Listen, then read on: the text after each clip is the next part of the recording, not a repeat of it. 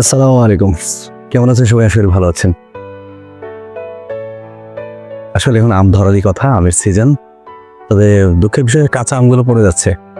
আজকে বাগানে আসলাম, হারভেস্ট করব, তারপর সেল দিয়ে দিব। যদি লাগে অবশ্যই কমেন্টস করবেন, নাম্বার দিয়ে দিবেন, বাসায় আম পৌঁছে যাবে। একটা কথা শেয়ার করতে যাচ্ছি, যেটা হচ্ছে অনেকদিন ধরে ভাবি, আমাদের বাসায় কিছু অগ্রজ থাকেন, মানে বৃদ্ধ মানুষ, আমাদের বাবা, আমাদের মা বা আমাদের যে কোনো নিকটাত্মীয়। আমরা আসলে কি করি, ওনারা যখন যুদ্ধ হয়ে যায় ওনাদেরকে সময় দিতে চাই না, বা ওনারা কিছু বলতে চাইলে খুব গুরুত্ব দিয়ে শুনি না, সবসময় ওনাদেরকে অ্যাভয়েড করার চেষ্টা করি। অথচ ওনারা এখন যেই বয়সে পৌঁছেছেন, বৃদ্ধ অবস্থায় চলে এসছেন, ওনাদের আসলে কাজকর্ম তেমন একটি নেই, কিন্তু তাও চান ওনারা আমাদের সাথে সময় কাটাতে, আমাদের সাথে গল্প করতে। কিন্তু আমরা অনেক সময় সেলফোন নিয়ে ব্যস্ত থাকি, ইউটিউব দেখছি, ফেসবুকে লগ ইন করছি, বিভিন্ন ধরনের মোবাইল আসক্তর কারণে আমরা ওনাদেরকে সময় দিতে পারছি না, বা হয়তো অনেক সময় ফোনে ব্যস্ত থাকি। উনি এসে কথা বলতে চাচ্ছেন, কিন্তু ওই সময়টুকু আমরা দিতে চাচ্ছি না, বিরক্ত হচ্ছে। আসলে একজন মানুষ বৃদ্ধ হয়ে যায় তখন ছোট বাচ্চাদের মতোই হয় যায়। ওনারা একটু বুঝতে চাইবে না, আপনি ফোনে কথা বলছেন, আপনার ইম্পর্টেন্স এটা দিতে চাইবে না।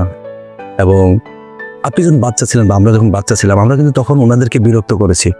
ওনারা গুরুত্বপূর্ণ কোনো একটা কাজ করছে, কারোর সাথে কথা বলছে, আমরা কিন্তু সময় দিইনি। ওনারা কথা বলতেই থাকবে, আমরা শুধু জিজ্ঞেস করবো, আম্মু এটা কি, আম্মু এটা, আম্মু এটা, আব্বু এটা কি, আব্বু এটা কি, আব্বু এটা কি। আমরা শুনতেই চাই না, তখন ধমক দিলে আমরা তখন থামি। তো সেম এই জিনিসটা যদি আমরা আমাদের বৃদ্ধদের সাথে করি, তাহলে ওনাদের তো শেখার কিছু নেই যে শিখবে। বাচ্চাদেরকে অথবা আপনি ধমক দিয়ে, ভয় দেখে একটু শেখাতে চাচ্ছেন, ওদের তো আপনি আর শেখাতে পারবেন না।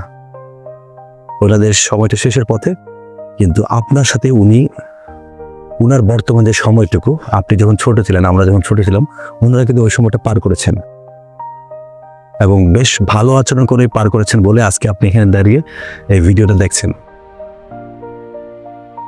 তো আপনাদের বাসায় যারা যারা বৃদ্ধ আছেন, আমাকে একটু জানাবেন কাদের বাসায় বৃদ্ধ মানুষ আছেন, এবং আপনারা কি আচরণ করেন ওনাদের সাথে, কমেন্টসে লিখবেন। এবং একটা জিনিস মনে রাখবেন, এই যে আমার কিন্তু মাও নেই, আমার বাবাও নেই, কিন্তু ওই দিন শুনলাম আমার ভাগনা, আমার বোনের ছেলে বড় হয়ে গেছে, অনার্স করছে, পাশাপাশি জবও করছে।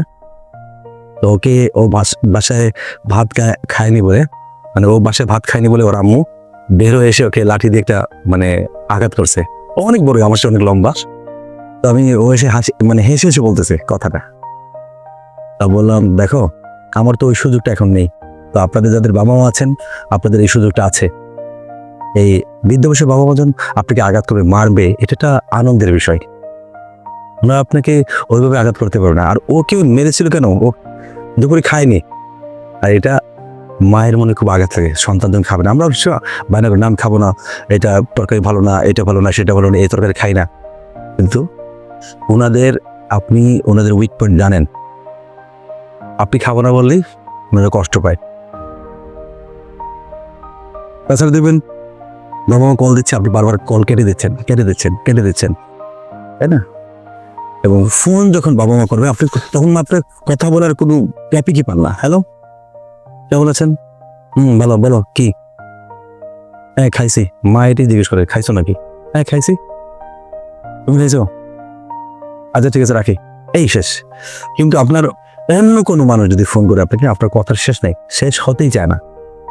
তো আপনি ডিরেক্ট কল কেটে দিয়ে হোয়াটসঅ্যাপে কল করবেন, যাতে অনেক সময় কথা বলতে পারেন। ভালো থাকবেন। আসসালামু আলাইকুম।